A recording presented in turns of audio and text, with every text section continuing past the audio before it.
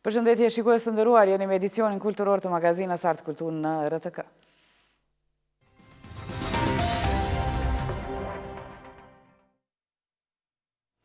Në skenën bashkëkohore të artit vizual, Leonita Fazliu shquhet si një artiste dhe pedagoge përkushtuar e cila përmes krijimtarisë së saj ka ndërtuar një gjuhë unike artistike të mbështetur në abstraksion, emocion dhe reflektim të thellë shpirtëror. E lindur në Prishtinë dhe e formuar në Universitetin e Prishtinës Hasan Prishtina, ajo prej vitesh kontribuan në edukimin artistik dhe zhvillimin e artit vizual në Kosovë. Dhe së fundmi, Leonita pati nderin të përfaqësoj Kosovën në një simpozium ndërkombëtar artistik në New Delhi, Indi, duke qenë vetmja pjesëmarrëse nga vendi ynë në këtë ngjarje me rëndësi të veçantë. Ky përfaqësim jo vetëm që afirmon krijimtarinë e saj në nivel ndërkombëtar, por edhe vendos artin kosovar në një dialog të gjerë kulturor me botën. Në këtë intervistë, Leonita do të ndajë me neve përvojën e saj në Indi, reflektimet mbi artin, përgjegjësinë e përfaqësimit dhe ndikimin që kjo eksperiencë ka në rrugtimin e saj artistik. Leonita, mirë se na erdhe. Mirë se gjeta, faleminderit. Leonita, çfarë do të thotë për ty artistikisht, profesionalisht, marrësh pjesë në një simpozium si ky që përmendëm në Indi? Për mua ka qenë nder i madh të marr pjesë së pari një artiste nga Kosova për herë të parë në Indi dhe të përfaqësoj Kosovën ashtu si është më së miri. Edhe nga ana artistike, po gjithashtu edhe nga ana kulturore. Për mua ishte një eksperiencë me të vërtet shumë mbreslënse, ku në përfaqësova përveç artit që punuma aty me fëmijët, e kishim në një shkollë e cila quhej Step by Step. Ishte një workshop mjaft interesant për neve, gjithashtu dhe patëm një punë përfundimtare të ishte që punum një mural, që ishte domethënë me madhësi 8 metra me 4, ku unë si artiste vendosa ta punoj flamurën e Kosovës, që me të vërtet ka qenë një nder i madh dhe që luan rol të madh si për mua ashtu edhe për vendin tim. Dhe të parafasoj si është më së miri vendin tim. Dhe ishte kjo një përgjegjësi e madhe, do të thotë? Patjetër. Si e mendove, si erdhi deri te kjo? Ideja ishte që unë të bëj diçka më shumë diçka përveç se punën time artistike që e punova aty, të bëj diçka dhe të mbetet, të përfaqësoj vendin tim si është më së miri, çka përfaqëson vendin tonë si është më së miri vetëm flamurin. Edhe të e marrë parasysh që India neve nuk na ka njohur si vend, edhe kjo ishte vetëm një mënyrë që ajo të mbetet për gjithmonë, e sidomos me një shkollë që ishte një shkollë prestigjioze, si ishte një shkollë, njëra ndër shkollat më të mirat në Indi, Noida, në vendin e Indis, qytetit, dhe e vendosa flamurin aty, dhe pse të e marrë parasysh se nuk isha e vetmja one, po ishin edhe shumë artista nga vende tjera, po unë mora guximin ta përfaqësoj vendin tim me flamurën e Kosovës. Do thotë nuk ishte flamuj tjerë? Jo. Në atë? Jo. Mendon që këto simpoziume për artistët ndihmojnë në afirmimin e shtetit Kosovës, themi? Po, patjetër. Përveç asaj, kur kërkuan edhe, domethënë, të gjithë artistët nga cili vend je, dhe normal Kosova nuk është që e njohin shumë, ata filluan edhe të ulëmtonin për vendin tonë, nga jemi ne, çfarë shteti jemi, edhe kuptuan që jemi një shtet i ri, edhe e panë që, domethënë, ajo është interesimi më i madh kur ti e përfaqëson vendin edhe e shtin atë vendin e tjetër me ulëmtu nga jeti dhe me ulëmtu çfarë vendi, çfarë kulture ka, që kjo ishte ideja që ata me ulëmtu më tepër për vendin tonë. Do thotë kjo ishte edhe një farë lloj porosie që e ndjet se duhet ta dërgoni atje. Sigurisht. Trego, simpoziumet e tilla, do thotë, kultivojnë, atë themi, bëjnë bashkëpunime të reja. Çfarë ndodhi atje? Atje, së pare, njohtëm shumë artist nga shumë vende tjera të botës. Nuk është simpoziumi i parë që unë marr pjesë. Kam marr pjesë edhe në disa simpoziume si në Egjipt, që i kemi përfaqësuar, domethënë ishim mbi 60 artistë. Është interesant se shkëmbejmë kultura të ndryshme, ide të ndryshme, dhe shohim teknika të ndryshme të veprave artistike. lidhshmëria është më e lehtë, mandej edhe më e gjerë që ti të merr pjesë ta përfaqësosh vendin tënd në shumë vende tjera të botës. Kjo është, domethënë, njëra ndër arsyet pse merr pjesë në simpoziume të tilla. Dhe a ka gjasë që ka ndryshuar edhe mendimi yt në një farë mënyrë gjatë qëndrimit atje? Po, patjetër. Së pari, para se me shku në ishte ideja që çka është India, çfarë vendi, çfarë kulture ka. Edhe nga ajo që unë kam mendu, është diçka ke tjetër. Me të vërtet kalon bresa tepër të mëdha. Kom pa një kulturë të cilën ka dalë kundërta nga ajo që kam lexu, nga ajo që kam pa, nga ajo që kam hulumtu. Ishin njerëz tepër të dashur, tepër të kulturum, kish dallim sigurisht për vendit në vend, prej asaj që ma të keqës, po kish ato që mundin më pa dhe ma të mirën prej tyne.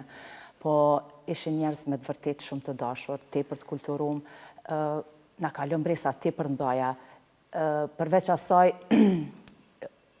diçka, kur jam kthy këto, kom pa diçka ma ndryshe jetën, ma ndryshe. Me ato kushte njerëz që kanë atje dhe qysh jetojnë, dhe din ta gëzojnë jetën, din ta shijojnë jetën, edhe njerëz çaq mi këpritsa, sa që me të vërtet kalon bresa tepër të ndaja. Tepër. Me të vërtet është një kontinent tjetër, është pak më vështirë i arritshëm tani për neve, po më trego, do të mbahet ndonjë ekspozitë, duket me 17 shkurt pikrisht nga gjitha këto punimet që po i shohim? Ekspozitë, tash unë do të marr pjesë në ekspozitën 8 marsit, ku jemi 8 artistë në vërtet, për shkak festës së gruas, aty do të jem pjesëmarrëse në Suarek, dhe jemi 8 artistë nga Kosova. Ekspozitë për 17 shkurt, jo. Mendova, a do të mbahet prej gjithë këtyre punimeve, a do të vazhdon pas simpoziumit ndonjë ekspozita, apo diçka? Ekspozita në Indi, është mbajt. Mbasi e kemi kry workshopin, ka qenë ekspozita që është mbajt atje, ka pas të ftuar mjaft të privilegjuar, dhe nga puna fëmijëve të cilët e kemi punona me fëmijë, kryesisht i kemi pas çdo ditë ka 200 fëmijë me të cilët kemi punu teknikat, ngjyrat, teknikat e punës, si punohet një pikturë. Kanë qenë me të vërtet një kulturë ndryshe.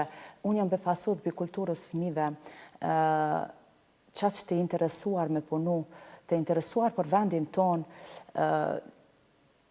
kanë hulumtu e kanë pa që Kosova është një vend i ri, një vend me shumë kulturë të madhe, interesimi për artin çaq i madh, nostalgji tepër mirë kemi kaluar. Do të thotë, mësove nga India, po çfarë mësove nga artistët tjera të që morën pjesë, nga kultura tjera? Bota artistëve është një botë e cila artistin e kupton. Nuk është, do më thonë, ne kemi qenë pjesëmarrës vetëm 12 artistë nga bota.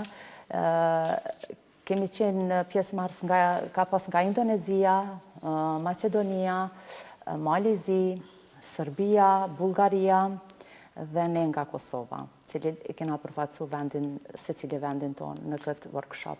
Po e pas ki pasat pjesën e Ballkanit, pjesën e bukur, një pjesë të bukur të Ballkanit. Trego, a ka gjasë që e ka transformuar paksa kjo përvojë dhe artin tuaj? Po, patjetër. Përveç artin tim dhe të menduarit, po shumë. Në çfarë mënyre do transformuar? Në mënyrën më të bukur. Në mënyrën ta shesh jetën më ndryshe. Leonita, trego një moment, do me thënë, gjatë këtyre, tregove që bukur, tregove, po ndonjë diçka që me të vërtet mund të thuar që është vetëm përvojë juaja nga atje, në aspektin artistik, po flasja. Po, ishte, kur ne shkumi, do me thonë, ideja ka qenë që ta vizitojmë Taj Mahal-ën. Taj Mahal është njëra ndër 17 kullit e botës, se cili nga një ndrojmë të shojmë nga afër. Ka qenë një moment tepër mbreslënës. Pra është shtëpia që për gruan, që është për dashurinë e madhe ndaj gruas. Tepër mbreslënës, një arkitekturë e papar. Është ndjenjë ndryshe kur të shesh nga afër, është ndjenjë ndryshe kur të shesh në fotografi. Ajo ka qenë ndjenja më e mira që ka mujtë me ndodhë ndonjëherë. Po gjithashtu dhe ka qenë, dhe me thonë, xhamia indiane, njëra ndër xhamiat më të para të Indisë, ajo ka qenë një mrekullim të vërtet, një art, një arkitektur e pa imagjinueshme që mundora njeriut me bo në vitin 1193 e ndërtume. Njëra ndër xhamiat më të vjetra edhe një arkitektur shtepën breslënse që është ndërtuar me tulla. Këto dy kanë qenë diçka tepër më anhitse për mu. Diçka që do ta mbash me vete. Me të vërtet gjithmonë me vete. Një vepra artistike të cilat në atë kohë, në ato kushte si kanë mujt me ndërtu dhe me arrit deri në atë pikë me qenë qaq breslënse dhe qaq të bukra mu pa. Bukra.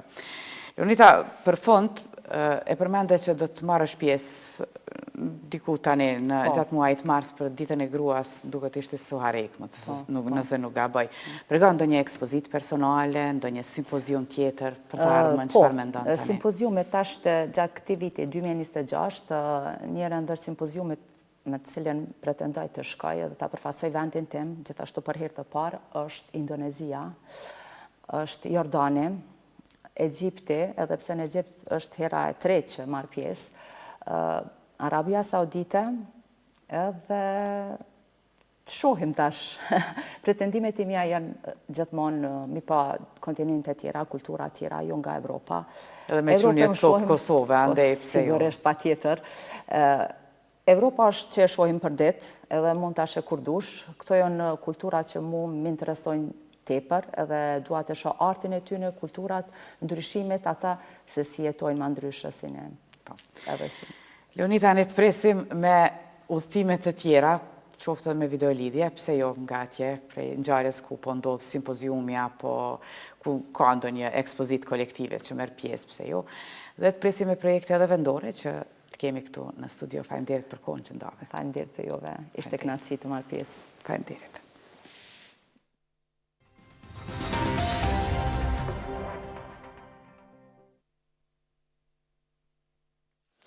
Ish ministri dhe ish ambasadori Kosovës Ahmet Shala ka promovuar librin e tij Kur heshtja flet.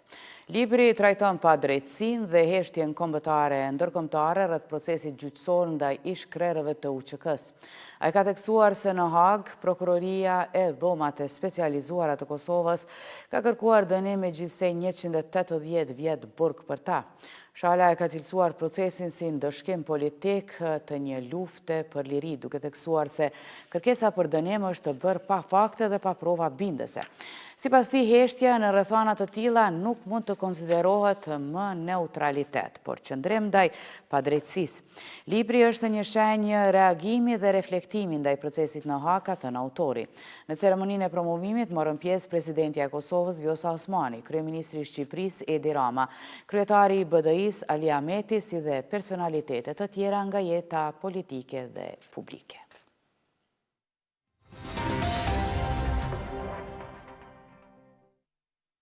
Prishtina do të përjetoj një mbrëmje të jashtëzakonshme artistike me 21 shkurt, ku në sallën 1 tetori ngjitet në skenë baleti në Akull, Ardh Thyesi, njoftoi kështu Drejtoria e Kulturës e Prishtinës.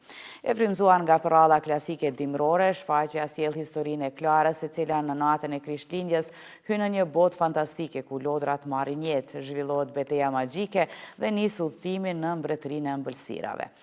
Me muzikë klasike, ikonike, kostume plot ngjyra dhe koreografi elegante, Ardh Thyesi premton emocione, magji dhe spektakël për të gjitha moshat.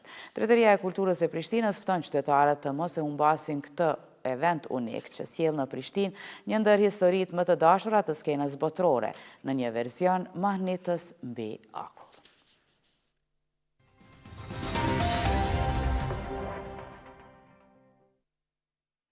Në prag të 17 shkurtit, artistët bashkohen në një ngjarje që synon të fuqizojë bashkëpunimin dhe solidaritetin krijues. Ekspozita Artist për Artist do të hapet më 17 shkurt nga ora 17 në ambientet e Grand Hotel Prishtina, duke sjellë së bashku autorë të profileve të ndryshme artistike.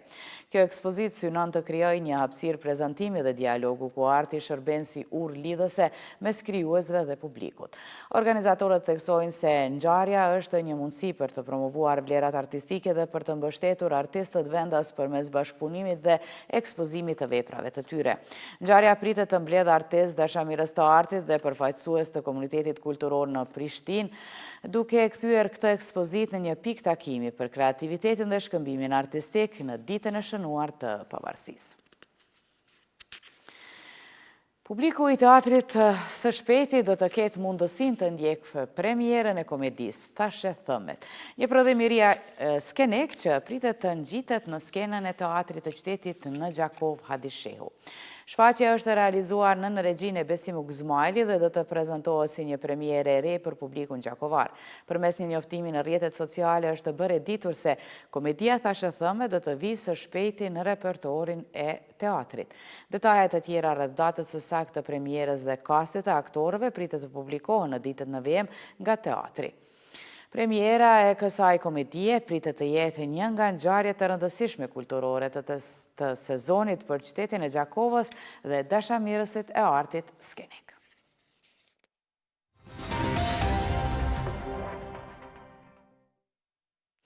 Mbesim edhe më tej tek teatri. Avni Shkodra vjen me stand-up komedi në Gjilan. Për nder të pavarësisë thuhet kështu në njoftimin e teatrit të Gjilanit. Aktori i mirënjohur Gjilanas Shkodra ka vendosur që këtë përvjetor ta festoj bashkë me publikun përmes të qeshurave. Ai do të ngjitet në skenë me një performancë speciale Best of, ku do të prezantoj materialet e tij më të mira të stand-up komedisë. Shkodra fton të gjithë adhuruesit e humorit që t'i bashkohen në këtë mbrëmje festive. Janë 60 minuta programi përgatitur me kujdes që premton të sjellë energji pozitive dhe shumë satir për të gjithë të pranishmit. Shfaqja do të mbahet në teatrin e qytetit në Gjilan nga më 18 shkurt në ora 20.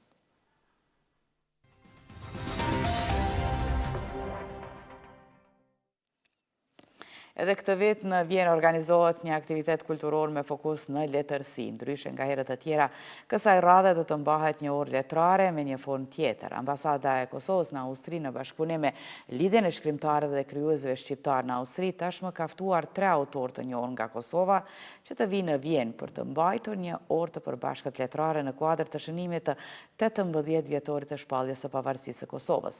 E ata janë Lulzim Tafa, Blerina Rogova Gaxha dhe Emin Emini, kështu njofton Lidhja Shkrimtarëve të Krijuesve Shqiptar në Austri. Ora letrare do të mbahet me 27 shkurt, duke filluar nga ora 18 në Vjenë. Dhe për të mos humbuar asgjë nga lajmet e fundit, na ndiqni dhe na pëlqeni edhe në rrjetet sociale, aty ku informacioni vjen shpejt dhe saktë dhe kështu mos harroni. Jemi gjithmonë live në rtk-live.com. Të nderuar shikues, ne këtu po e përfundojmë magazinën Art Kultur, ne ju falenderojmë që na ndoqët dhe mirupafshim sërish nesër.